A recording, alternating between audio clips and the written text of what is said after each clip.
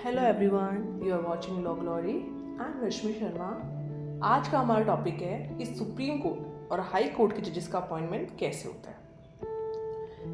Constitution का article 124 clause 2 supreme court के जजेस के अपॉइंटमेंट की बात करता है, वही आर्टिकल 217 हाई कोर्ट के जजेस के अपॉइंटमेंट की बात करता है। पर इन दोनों आर्टिकल में सिंपली क्या प्रोविजन है ये हम देखते हैं। सिंपली ये प्रोविजन है कि प्रेसिडेंट हाई कोर्ट और सुप्रीम कोर्ट के जजेस से कंसल्ट करके ही किसी भी हाई कोर्ट या सुप्रीम कोर्ट के जज को अपॉइंट करेगा। ठीक है, तो प्रोविजन सिर्फ इतना ऐसा ही है।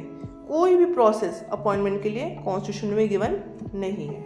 इसी कारण से मोस्ट ऑफ द स्टूडेंट्स में कन्फ्यूजन रहती है कि आखिर अपॉइंटमेंट कैसे होगा। ठीक है, सो प्रोसेस को समझने के लिए हमें इसके बैकग्राउंड को देखना होगा।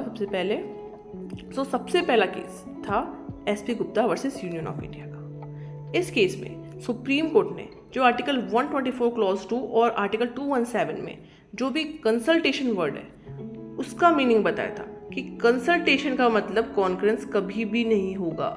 मतलब जिन भी सुप्रीम कोर्ट और हाई कोर्ट के जजेस की कंसल्टेशन ली जा रही है उनकी स्वीकृति, उनकी सहमति ज़रूरी नहीं है। इससे क्या ऑटोमेटिकली हुआ? इससे ऑटोमेटिकली ये हुआ कि जो जजेस का अपॉइंटमेंट हुआ उसमें किसको प्राइमेसी दी गई? एग्जीक्यूटिव को। उसमें एग्जीक्यूटिव की प्राइमेसी पहले रखी गई। ठीक है, इसके बाद नेक्स्ट केस कौन सा आया? Supreme court advocate on record association versus union of India.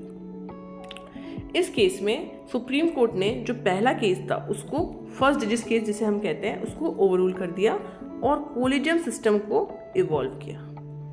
ये वही कोलिजियम सिस्टम है जिससे आज सुप्रीम कोर्ट और हाई कोर्ट के जजेस का अपॉइंटमेंट होता है। कोलिजियम सिस्टम आखिर होता क्या है? तो कोलिजियम सिस्टम बेसिकली एक ऐसा सिस्टम है जिसमें अपॉइंट करने के लिए CJI और 2 सीनियर मोस्ट जजेस ऑफ सुप्रीम कोर्ट को इंक्लूड किया जाता है। दैट इज, जब भी प्रेसिडेंट किसी भी सुप्रीम कोर्ट और हाई कोर्ट के जजेस को अपॉइंट करता है तो कोलिजियम सिस्टम, जो भी कोलिजियम है, उससे कंसल्टेशन करता है। ठीक है, और कंसल्टेशन करने के बाद ही जजेस का अपॉइंटमेंट किया जाता है।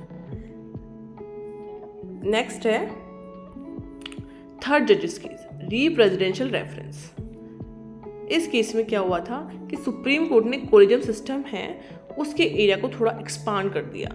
एक्सपांड करने का मतलब कि इसमें जो CJI थे उनको तो इंक्लूड रखा ही, पर 2 की जगह 4 सीनियर मोस्ट जजेस ऑफ सुप्रीम कोर्ट को ऐड कर दिया गया।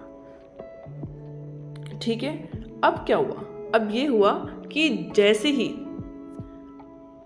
जजेस के अपॉइंटमेंट में जुडिशरी को प्राइमेसी दे गई, दैट इज कि जनरली पहले क्या था कि जो अपॉइंटमेंट था उसमें जो मोनोपोली थी वो एग्जीक्यूटिव की थी, पर बाद में इन केसेस के थ्रू जुडिशरी को एग्जीक्यूटिव के ऊपर प्राइमेसी दे दी गई। तो इस कारण से जो एग्जीक्यूटिव थी उन्होंने कोलिजियम सिस्टम को रिप्लेस करने के लिए NJAC इंट्रोड्यूस किया। NJAC मतलब national judicial appointment commission. NJAC का एस्टैब्लिशमेंट 2014 में 99th कॉन्स्टिट्यूशन अमेंडमेंट के थ्रू किया गया। इसका क्या पर्पस था? इसका पर्पस था कि जुडिशरी के अपॉइंटमेंट में एग्जीक्यूटिव को प्राइमेसी दे दी जाए। ठीक है, तो बाद में सुप्रीम कोर्ट ने 2016 में इसे अनकॉन्स्टिट्यूशनल डिक्लेयर कर दिया। किस केस से? Supreme court advocate on record association versus union of India case से। और इसे अनकॉन्स्टिट्यूशनल डिक्लेयर करने का रीज़न क्या था? बिकॉज जो हमारा बेसिक स्ट्रक्चर है इंडिपेंडेंस ऑफ जुडिशरी, उसे NJAC वॉयलेट कर रहा था। ठीक है, तो इस कारण से NJAC को सुप्रीम कोर्ट ने अनकॉन्स्टिट्यूशनल डिक्लेयर कर दिया। फाइनली अब हम जानेंगे कि आखिर जजेस का अपॉइंटमेंट अब कैसे होता है, क्या स्टेटस है, प्रेजेंट स्टेटस क्या है। तो अगर सुप्रीम कोर्ट के जजेस का अपॉइंटमेंट किया जाना है तो इस केस में सुप्रीम कोर्ट कोलिजियम बनेगी और अगर हाई कोर्ट के जजेस का अपॉइंटमेंट किया जाएगा तो हाई कोर्ट के जजेस की कॉलेजियम बनेगी। सुप्रीम कोर्ट के जजेस की कॉलेजियम में कौन होगा? CJI और 4 सीनियर मोस्ट जजेस ऑफ द सुप्रीम कोर्ट।